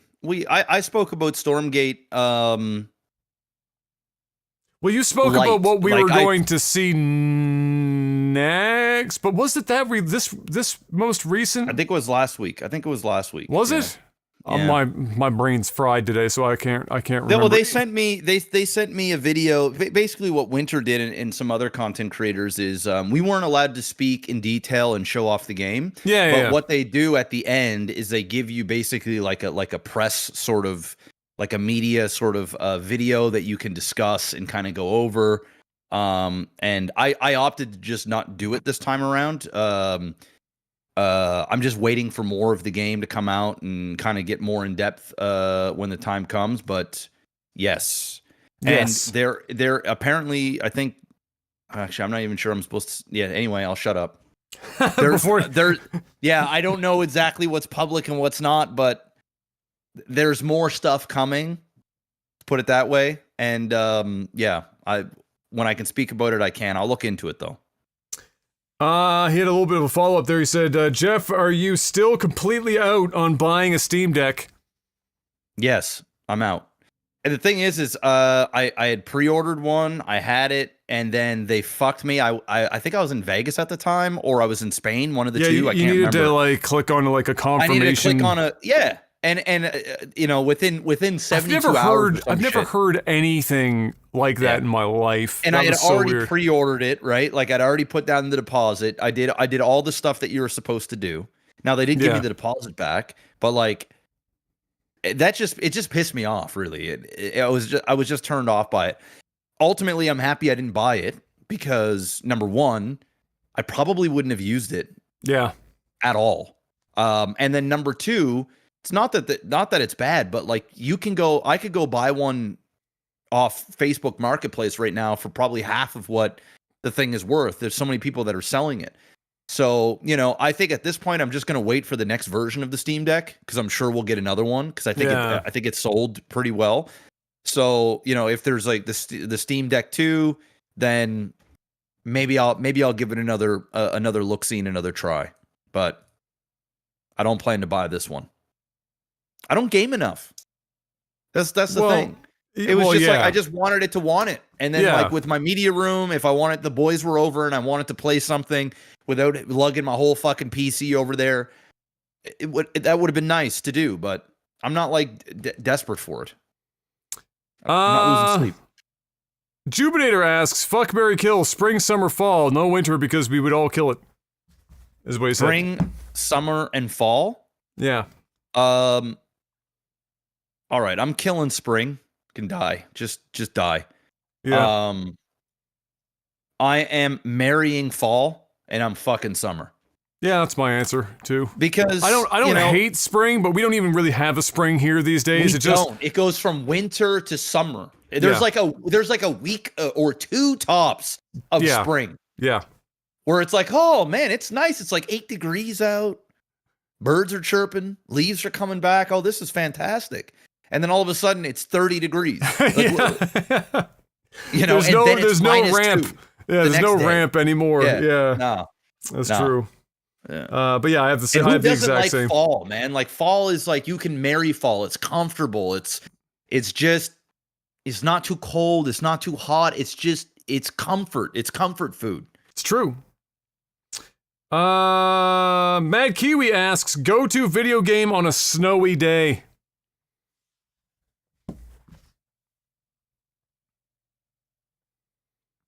I mean, I'll just say it. Any comfort, anything, it never happens. I never do it. But any comfort related thought for games typically for me is Morrowind. I'm just playing fucking Morrowind. It's my favorite game of all time. It's you get the Morrowind track in the back of your headphones or fucking speakers on repeat for 9 straight hours. And it could be raining outside, snowing outside, whatever. That's my jam. I almost never go to a multiplayer game ever. When I want to relax, I go to multiplayer if I want to be fucking awake and turnt and probably angry for a period of time. But in general, it's typically a single player game, and it's usually an older game. It's never a newer game, like ever. Yeah. Because I want nostalgia at that point, right? I'm feeling if it's snowing outside, it's winter months, whatever. I get very nostalgic during the winter months, and so that's what I want. I want nostalgia. So it's Morrowind. It's go back and play any old game, really. That just something like that. I'm gonna go with Mario 64. That's another good choice. That's a comfort. That's a comfort game. It reminds me of my childhood. It still holds up. It's fun. You can play the game so many times, and it's still a fucking good time. Classic platformer. Fantastic. It just makes you happy. The music, the colors, the everything. I'm gonna go with Mario 64. Did you hear Suigi broke the 0-star record? I saw that. And so now he's down to the 120 record, and that's the show, and then he's going to have all 5 major categories. That kid is a fucking animal, bro. Kid is crazy. This is an interesting question coming in from David. Said, given the situation where you are teaching in a high school, so if we were a teacher in high school, would you rather teach in a low-income neighborhood where there are behavior problems and potential threats to your safety, or in a too wealthy neighborhood where parents are busting your balls about giving their kids good marks and you constantly feel like you're being watched? You know, I gotta be honest. Having worked with kids in a low-income neighborhood, you still get your balls broken by parents all the fucking time. Yeah, it's just for different reasons. Typically. Yeah. You know, I'm going to go out and say and I know, I mean, I grew up in low income schooling. Yeah. You know, what the non low income schooling was when I went to junior high with you. That was like, that's like suburban, no black kids, no, there was no hood. You know what I mean? Yeah. Like it was a white school. It wasn't like super high end, but like the stuff that my son's at now, it's it's very different than it's very different school. Situation. And that school, by the way, that you're referencing, fucking terrible right now. Okay, I believe that. I believe that. So I've seen all the ends of the spectrum. Like I was born basically in the hood, and I went to elementary schools that were in the hood, and our high school was the hood. Straight up. Our high school is still the hood, basically. It's still the hood. It straight up is not a good school. So, but I will say this. I'm picking the hood school. And the reason why I'm picking the hood school is because, number one, I grew up there. And I know what it's like to be there, to live in that. And I believe that I would have a good enough grounded approach and a personality that would relate to these kids. And I think I could be the cool teacher that the kids respect and that they don't push around like they do some of the other weaker minded teachers, the ones that just don't, in high school, there were we had like Mr. Church, and we had there were a few teachers that were just like, yes, there were teachers that just knew how to come down to our level and speak to us like we were adults, even though we were fucking kids, and showed us the respect. And then there were your standard 60-year-old man or woman teacher that just was there because that's the school that the board put them at, and they got their shit pushed in, bro. They got ran the fuck over because they just could not relate to these kids, and they had a horrible approach. Not saying that their approach to teaching was bad, but their approach to teaching a certain type of demographic that live a certain way and that respond a certain way. I believe that I think I could do that. Would it be frustrating at times? Absolutely. But I also believe that it would be the most rewarding, because I think you could have more impact, because in the hood, and I'll be stereotypical, I don't care. I was raised in there. I don't give a fuck. A lot of the parents aren't good parents. Or if they're not good parents, or if they are good parents, they oftentimes their approach to parenting isn't as hands-on or as present as what you would say the school that my son goes to. The school that my son goes to, people are pulling up in Mercedes and fucking Teslas every fucking 6 cars and blah blah blah. And they're much more there's a lot of housewives, a lot of people that are very hands-on, my wife included. It's just been there, been at home, like stay-at-home moms or stay-at-home dads, and they're just much more present. I'm not saying that non-present parents at nicer schools don't exist, because they absolutely do. But in the lower income areas, the families, a lot of single parent homes, a lot of family that have like big family problems at home, whether it can be a variety of shit. Don't even need to get into it. But it's just two totally different demographics. And I feel like my impact as somebody that lived there, done it, got out of there, living there, can have a good impression on the younger generation. I'm not saying you still can't have that impression at a nicer school. You absolutely can, and you can be as impactful as you can at the other one. I just think my personality and my life experience would blend better in a rougher school than a not so rough school. It's a long-winded answer, but I wanted to explain why I would prefer that. Oh, I mean, it makes sense. I think that any answer to this is probably the major contributing factor to the answer would be life experience. And I mean, and for that reason, I'd probably choose the same. Yeah. Because my elementary school was not bougie, but it was just suburban. So It wasn't the people that were at that, like, nobody was particularly wealthy. Everyone was like a lower middle class to middle class. Nobody was like upper middle class. You were just like, you typically had one or two working parents at home, and then that was like kind of the show. And occasionally you'd have a situation where one of them had one parent that could make enough, like mom didn't have to work. She was a stay-at-home mom. We didn't have any extra income, but she stayed at home. They valued that over extra income. And but then, you know, when we got to junior high, like you mentioned, that one was like, even though it was in the same, literally across the street, like literally across the fucking street, somehow between that driveway and the driveway across the street, a lot of kids that got brought there from outside of the area thought that they were in the fucking hood, and they acted like they were in the hood, which was really fucking weird. We were like, guys, we're in a goddamn fishing village. Yeah, we're not rich, but let's get fucking serious. Now, mind you, some people were acting it. As you would know, there were a few that walked the walk and talked the talk. There were some crazy fucking like dudes that should not have been in the school that were in the school. Some grown-ass men walking around the hallways of junior high. That's true. And the same thing, and then it got exacerbated when we went to our high school, which was just, for all intents and purposes, just a straight up, you know, not the Bronx, but it was ghetto. It was ghetto as fuck. There was a lot of very troubled people in that school. And it was not a well-funded school. It was kind of down bad. So,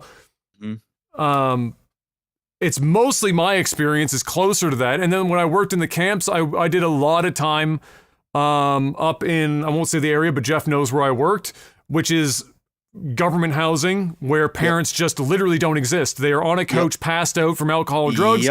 Yep. That's all you're getting. And the kids are like 6, but they're hypersexualized and they curse and they swear and they're basically, it's creepy as shit. It's like walking around with a bunch of like, they're 6, but they act like they're 21. They talk like they're 21. They're real touchy-feely in ways they shouldn't be. Things like that. You got to be able to operate in a totally different way than when you go to like a more, you know, higher income area and the kids have a more normal home environment and shit. It's a quick way of discovering just how much home life has a dramatic impact on the success or failure of or kids' potential. Sure.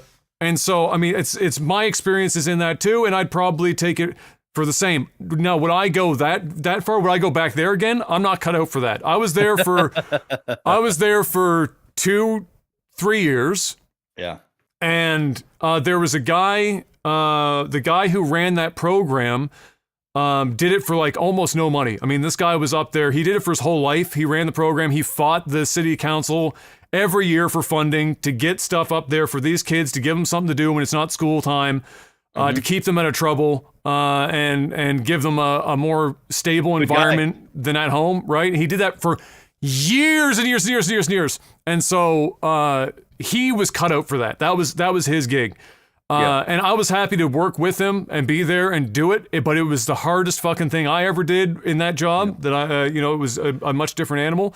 Again, and that's why I say it as well. Like he mentioned, getting chewed out, by rich parents, which definitely happens. I mean, obviously, it's the stereotype, 100%, because they're micromanaging the fuck out of their children's life.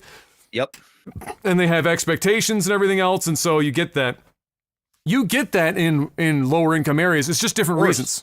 You just get different. The reason you're getting chewed out is just different from what you get with the wealthier parents, and so. But yeah, I would probably do the same because it's my experience. It's what I'm closer to being comfortable with, and I understand those kids. I honestly understand those kids more than I understand wealthy kids, and because we had friends. Once you hit high school, you start having friends in different schools, and you get friends that are in the wealthier schools or even the private schools. Like some of the friends I had, some of the girls from Sacred Heart and things like that were just like their, yearly, the tuition was like my dad's income. And they were all, and even then for us in high school, like we were friends with them, but we were like, this is a different person. Yes. Like they're like alien. Like we hang out with them and we like them, we're friends, but they're different fucking, like they're almost weird. Like and it's because it's just the way it is, and I don't think I could be in that. I couldn't be in that.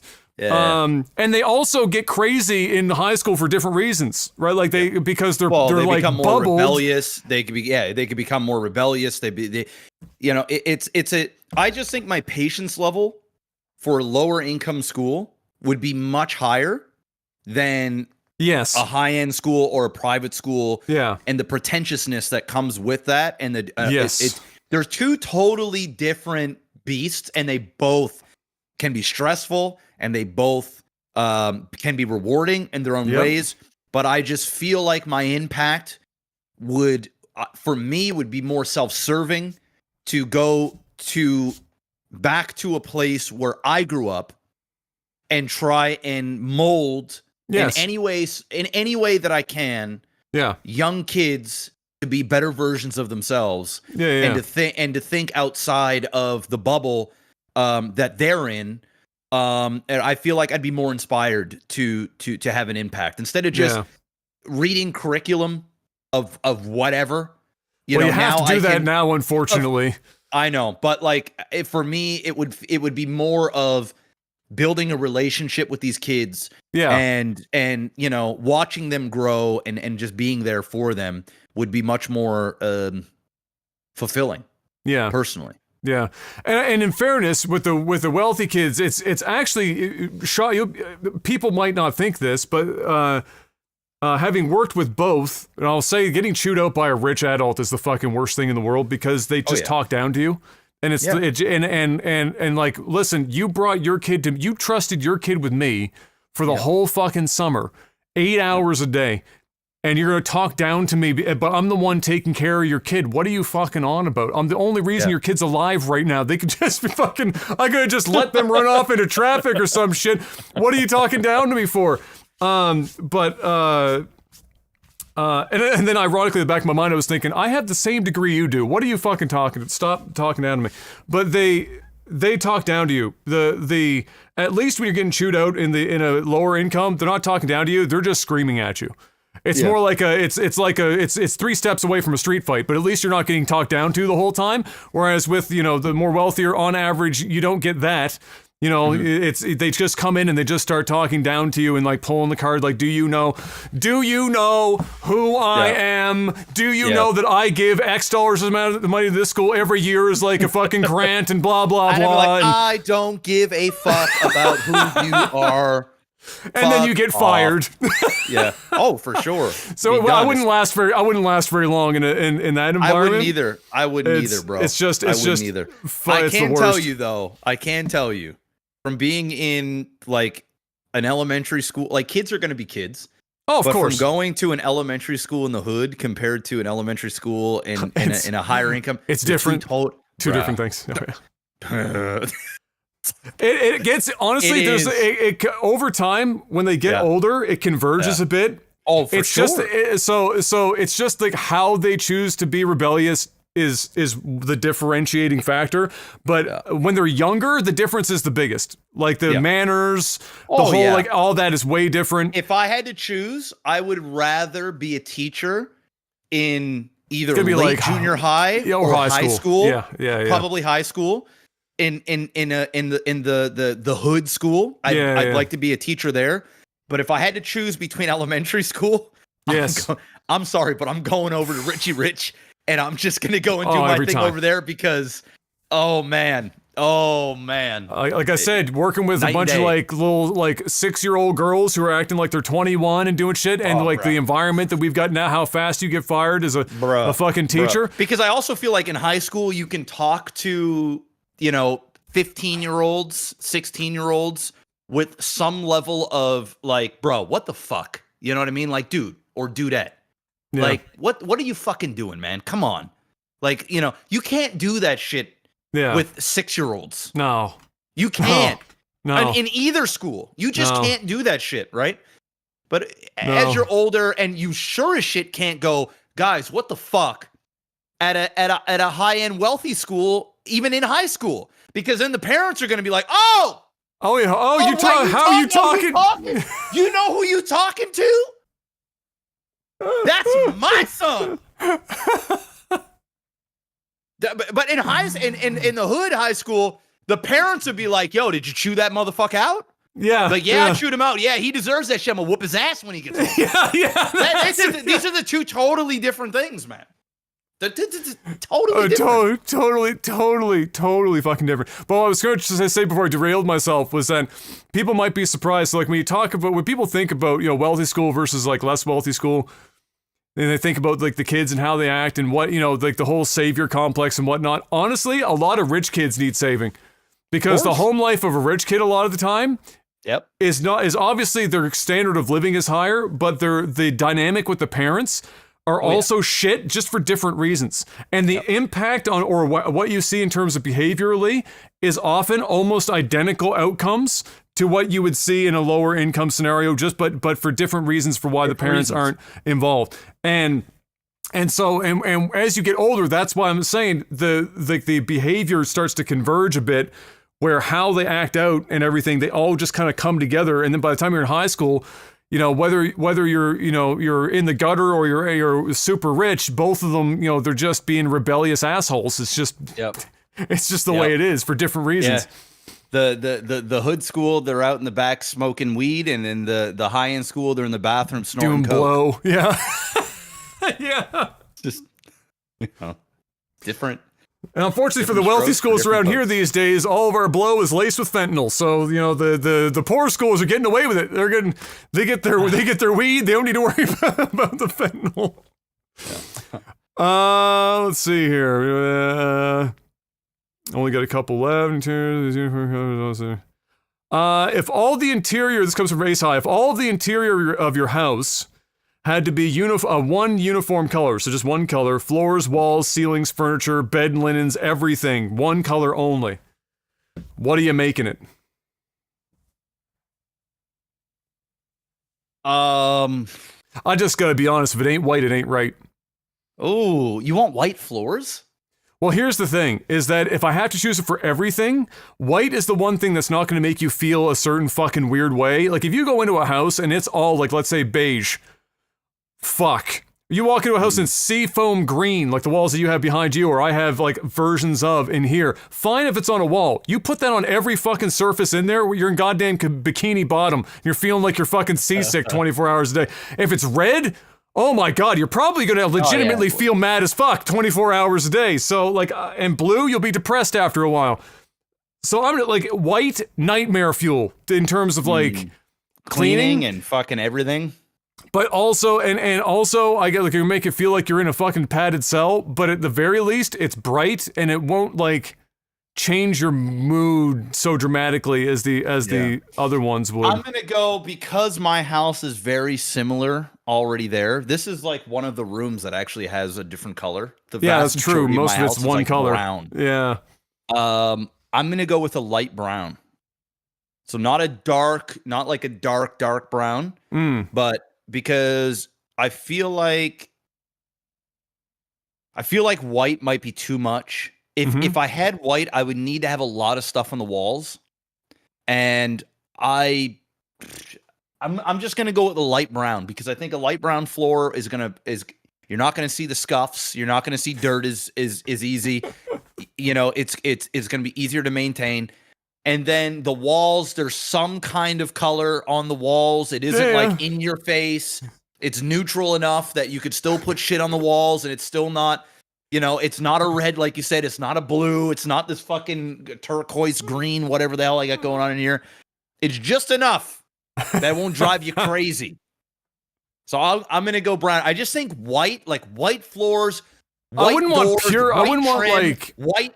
I mean, bro. I wouldn't want like pure white. It would have to be some version of an off-white. Like, it wouldn't be. I couldn't have what they call like ultra white. Like, it would have to be like an eggshell of some kind, or like or something along those lines. But I could. I'm not insane.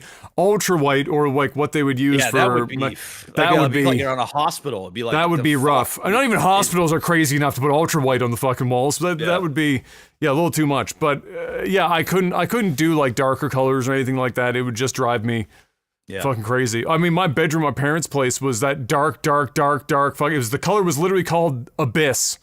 Yeah. Which mom and dad joke about all the fucking time. Like, I painted the walls Abyss, and they let me do it because they're insane. And then when I left, Dad was like, "Do you know how many coats of fucking paint I had to put on the walls to cover Abyss?" All the coats. He said, you put a knife down that wall, it's gonna look like a fucking ice cream sandwich. There's just so many fucking layers of paint on that fucking wall for trying to cover up that color. He said, you're welcome. Probably shouldn't have let you do it, but yeah, either way. So I wouldn't want a solid color like that, that's for sure.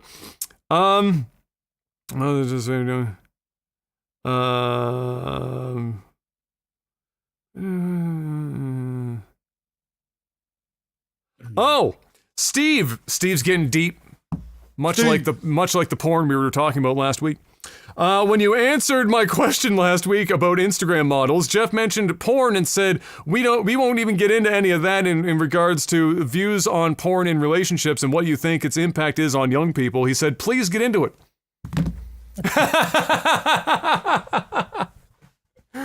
Listen, here's my take on porn.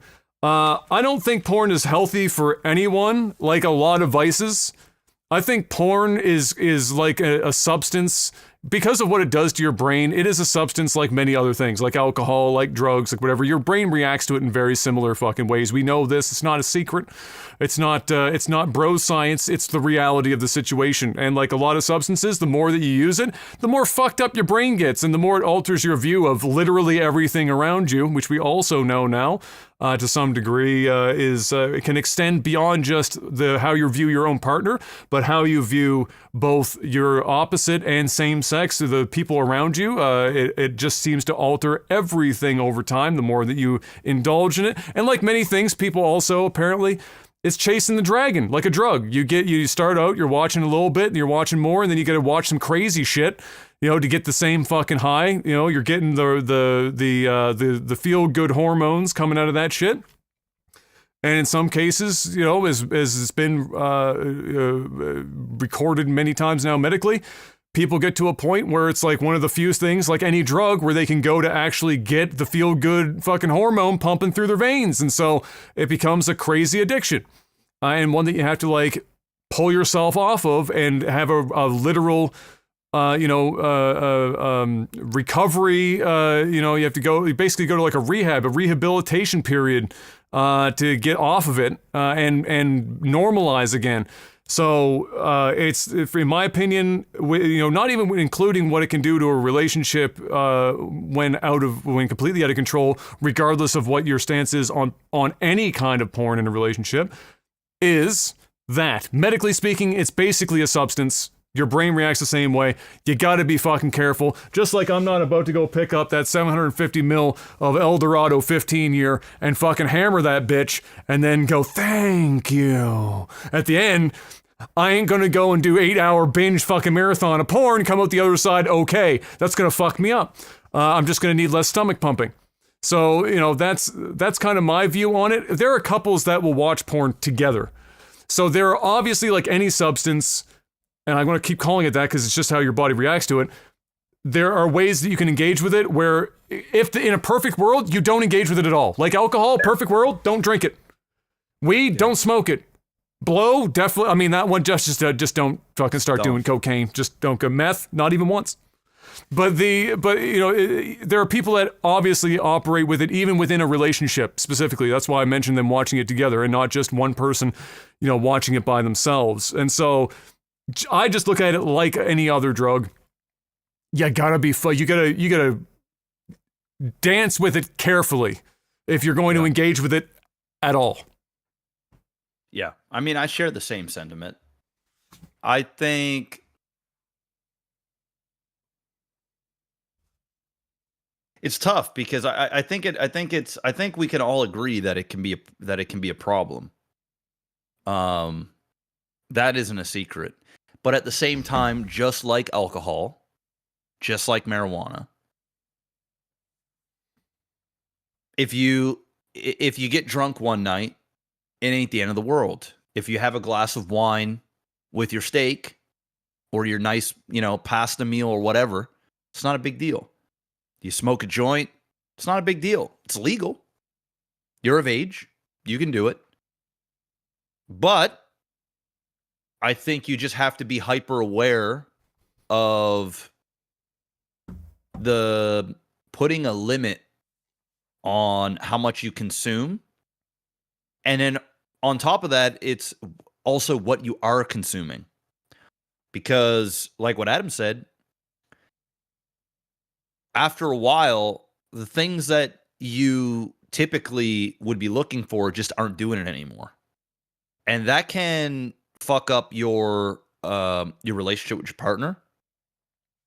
A lot of people that don't have a partner often go to porn to get that release, which is a problem in itself, because if you're gonna jerk off or you're gonna finger blast yourself or whatever the fuck you're doing, and this is all you're gonna do. I like how you went with finger blast for the. I mean, I don't fucking know. Whatever, right? I want to have both. I know you're covering your bases. I'm trying to cover finger my blast bases is just a funny fucking term. Because it's not just dudes that watch porn, of course. I mean, obviously it's male dominated in terms of consumption, but yeah.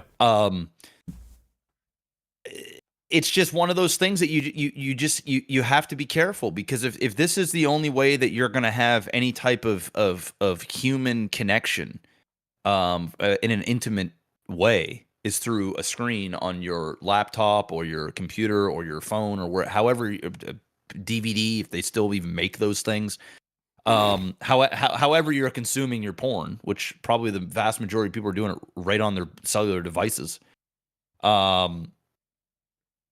That can really fuck up your desire to even want to be with somebody physically.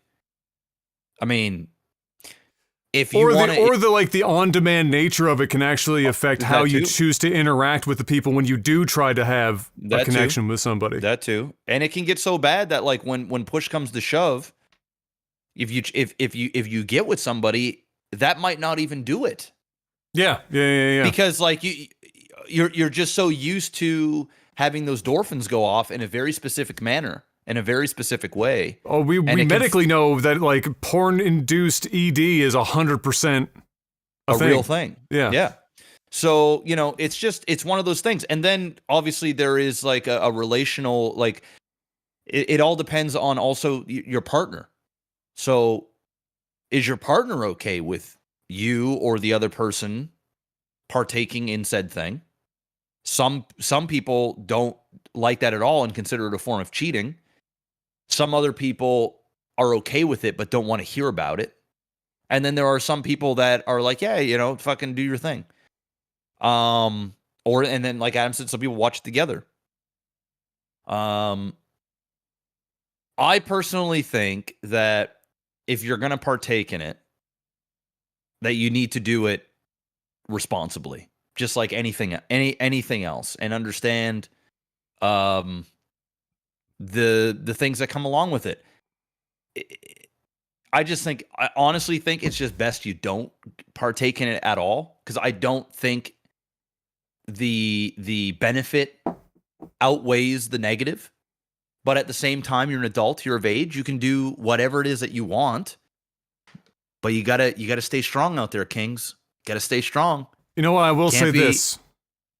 I am disappointed that we never got, like, the follow-up, and maybe we will in the future when the next round of the good shit comes around. We never got the follow-up to the VR porn experience. We got a minor update, but we never got the full experience. I probably will never do it, man. It's too much.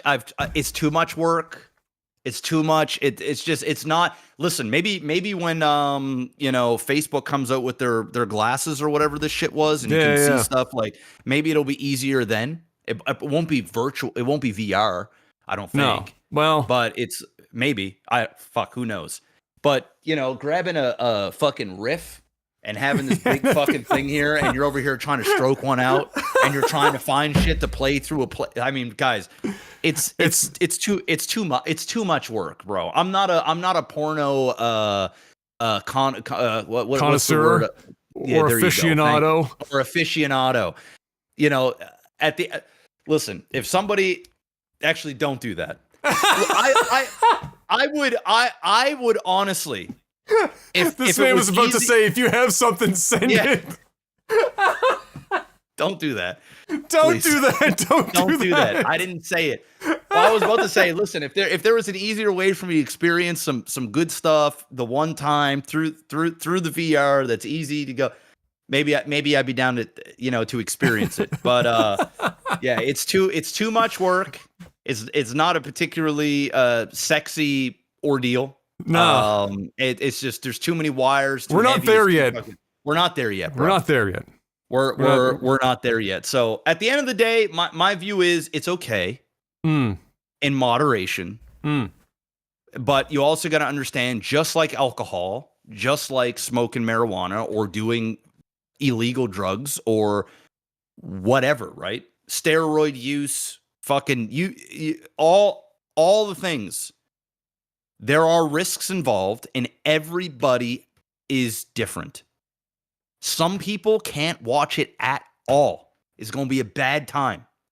Some people can go ahead, stroke one off, no problem. Don't even think anything of it. Go on with their day. It doesn't affect the relationships, doesn't affect nothing. They're fine.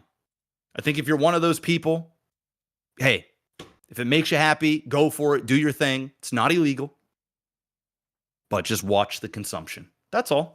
And if you've got an addictive personality, if you've got an issue with intimacy, you're not good with human interaction, and this is your only outlet, bro. Stay away from this shit. Stay away. It's only going to make things worse. Stay away. And if you're getting into some really fucking crazy, hardcore, wild, fucking borderline, weird ass shit, probably stay away too, because that shit's gonna rot you. You're gonna look at women or men differently. It ain't gonna be. Stay away from it, Kings. All right, I've got last ones just to hear before you pop over for StarCraft. I answered this last week, but obviously they didn't hear it. So Elia, who just asked this 3 minutes ago, have you seen Oppenheimer yet? No. If so, what are your thoughts? Don't have any yet. I'll let you know when I see it eventually. I'll do that. The only thing I've watched recently, Em and I marathon while playing some Scrabble. We marathoned a bunch of Daniel Craig Bond movies. And then did a couple of Pierce Brosnan ones on top of that for fun. Last one then goes to Seth, who asks, what was the hardest game you played as a kid and why was it Battletoads? It wasn't, it was Ninja Gaiden. I beat Battletoads. Yeah, I did not beat Ninja Gaiden. I'm gonna go Contra. Contra whooped my ass too. That's true. I don't think I got past game. Like screen without 5. Cheats? Without cheats, without free, to just play the game, just without that Konami code to bring you back. Bruh. You pretty much need a Game Genie. I don't think I've ever beaten it without Game Genie or some kind of codes or whatever. It's like a lot of the games back then. Because of the fact that you basically almost always, not every game, but a lot of them, you died in one hit. Yep. And it was essentially you had to just keep playing the game over and over again until you had memorized everything. So at some point it stopped being about skill and it just became like, it's like Boshi. Yeah. Memorization, right? It wasn't even like raw skill, because there's lots of reasons why you might die. Like the Nintendo couldn't draw enough of the stuff on screen at once, so like an enemy might blink in and out of existence and you can't even like see that shit, and then you're getting hit by it and whatnot, stuff like that. You just have to memorize it. So yeah, but I never memorized Ninja Gaiden. That shit continues to kick my ass today. I'd still not be able to beat that shit today. So when I watch people speedrun it, I'm like, fuck, people are crazy out here in these streets. But that's it, ladies and gentlemen. That's the end of Technology Podcast this week. We're gonna go cast some StarCraft and hopefully get some good ones for you guys. Thank you once again for stopping by if you caught it live. And if not, and you want to watch it live in the future, youtube.com/LagTV, or Life's a Glitch TV, I should say.